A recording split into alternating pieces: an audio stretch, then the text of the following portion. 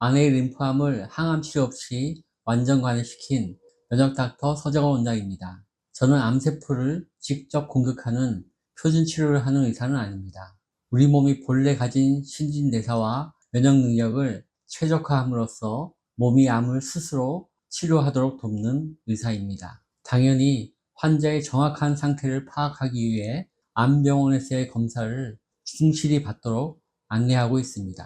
이런 제게 환자분들께서 자주 하는 질문과 푸념이 있습니다. 얼마나 자주 검사 받는 게 좋을까요? 1년에 한 번만 받으면 되지 않을까요? 검사가 너무 힘들어요. 받기 싫어요. 그리고 이런 말들도 하십니다. 검사를 받기 전부터 기운이 빠지고 결과를 확인하는 날까지 계속 불안해서 편안히 잠잘 수가 없어요. 암이 주는 스트레스보다 검사 받는 스트레스 때문에 먼저 죽을 것 같아요. 검사 결과가 좋으면 그날은 안도하지만 사실 다음 검사 때까지 시한부 목숨이잖아요. 결과가 좋으면 아무것도 해주는 게 없어요. 혼자서 암과의 고독한 싸움을 이어갈 뿐이죠. 재발하거나 전이된 게 발견되면 관심을 받는데 결국 다시 표준 치료를 시작하는 것이니 관심이 달갑지도 않아요. 검사의 불편감, 결과에 대한 두려움, 그리고 죽을 때까지 끝나지 않을 표준 치료에 대한 공포감 때문에 질문한 걸 의사들도 잘 압니다. 하지만 의사는 이렇게 대답하죠. 재발과 전이를 조기에 발견해야만 적절한 치료를 받을 수 있으니 검사는 꼭 받아야만 합니다. 혹여 검사를 놓치다가 암이 커지거나 많이 전이된 상태에서 발견된다면 치명적인 결과를 초래할 수 있습니다. 이런 말을 의사로부터 들으면 더 이상 버틸 힘이 생기질 않습니다. 바로 체념합니다. 하지만 저는 다른 답변을 드리는 편입니다. 암 치료를 잘 받으셨으니 이제부터 환자 본인이 자신을 돌보는 주치의가 되어야 할 때입니다. 병원에서 재발과 전이를 확인하기 전까지 아무런 치료가 없다는 걸 잘 아시죠? 그런데 재발과 전이를 막는 방법은 예방적 항암 치료가 아니라는 사실도 아시나요? 도리어 면역력을 저하시킬 뿐입니다. 재발과 전이를 막으려면 면역력을 올려야 합니다. 면역세포가 암을 잡아먹는 방식이 우리 몸이 가진 본래의 암 예방법입니다. 알다시피 모든 사람의 몸에선 매일 수백, 수천 개의 암세포가 생깁니다. 하지만 실제 암으로 진단받는 사람은 3분의 1 뿐입니다. 나머지 3분의 2가량도 매일 암세포가 생기지만 암 덩어리로 성장하지 못합니다. 우리 몸엔 면역 시스템이 있기 때문이죠. 건강한 면역세포는 암세포와 암유전자를 잘 골라서 빠짐없이 잡아먹습니다. 암세포가 정착해서 성장할 기회를 주지 않습니다. 그러니 암 수술 후엔 환자는 어떤 노력을 해야 할까요? 암세포를 죽이는 본래의 면역력을 회복하는 것이 가장 중요하지 않을까요? 이건 누구의 담당일까요? 면역력을 높이는 노력은 환자와 가족의 책임입니다. 그런 의미에서 병원 검사는 자신이 그동안 면역력을 얼마나 높였는지 확인하는 기회로 삼으시면 좋겠습니다. 최근 서울대병원과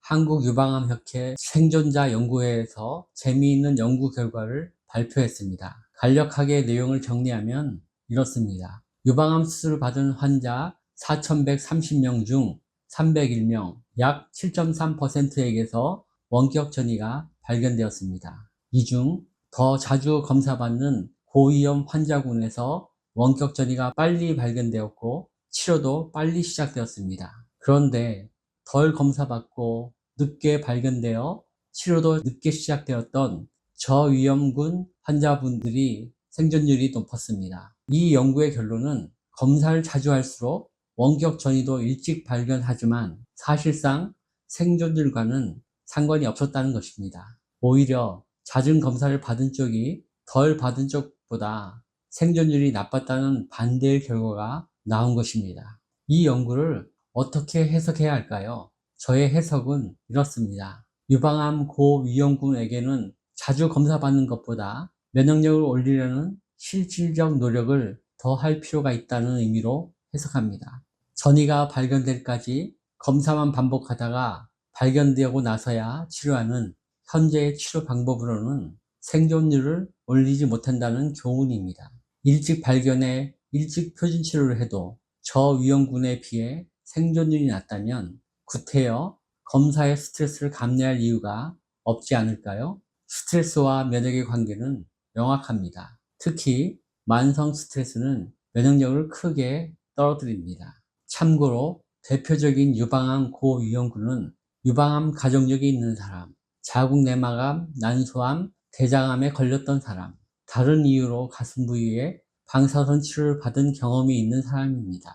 이제 자신이 고위험군 유방암 환자에 속한다면 어떻게 해야 할까요? 눈에 보이는 암은 모두 제거했고 현재 아무런 증상이 없더라도 가능한 빨리 면역 케어에 집중해야 합니다. 이를 위해 저는 이렇게 조언합니다. 암을 완전 절제하는 수술에 성공했다면 예방적 항암과 방사선 치료는 불필요합니다. 대신 3개월간 집중적인 생식분말 중심 식사와 영양 케어 그리고 면역 치료를 받으세요. 그래야 면역력이 올라가고 미세암의 재발과 원격 전이를 막을 수 있습니다.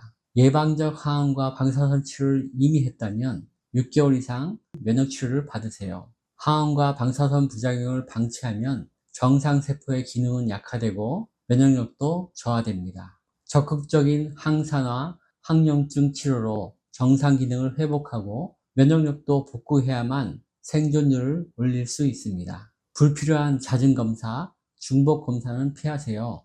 면역력이 높게 유지된다면 암은 갑자기 크거나 재발 전이되지 않습니다. 조급해지면 암에게 질 뿐입니다. 암은 만성질환입니다. 암세포는 강한 자극을 받을수록 공격적으로 변합니다. 급성질환처럼 행동합니다. 그러니 강한 치료와 강한 자극을 피하시는 게 좋습니다. CT, MRI 같은 검사도 강한 자극에 속합니다. 자신에게 적합한 스트레스 관리 방법을 찾아서 실천하세요. 암세포에 신경 쓰지 마세요. 건강한 몸과 마음을 만드는데 집중하세요. 이런 방식이 유리합니다. 마음 가는 곳에 에너지도 모이는 법입니다. 암에 집중하면 암세포가 힘을 얻고 건강에 집중하면 면역력이 힘을 얻습니다. 스트레스와 맞서지 마세요. 반대로 평안과 기쁨을 주는 것들과 친해지세요. 그러면 스트레스는 저절로 약해집니다. 이제 얼마나 자주 검사를 받는 게 좋을까요? 라는 질문에 대한 해답을 찾으셨나요? 검사는 필요합니다. 하지만 지나치게 잦은 검사는 스트레스가 됩니다. 잦은 검사는 면역력을 저하시키고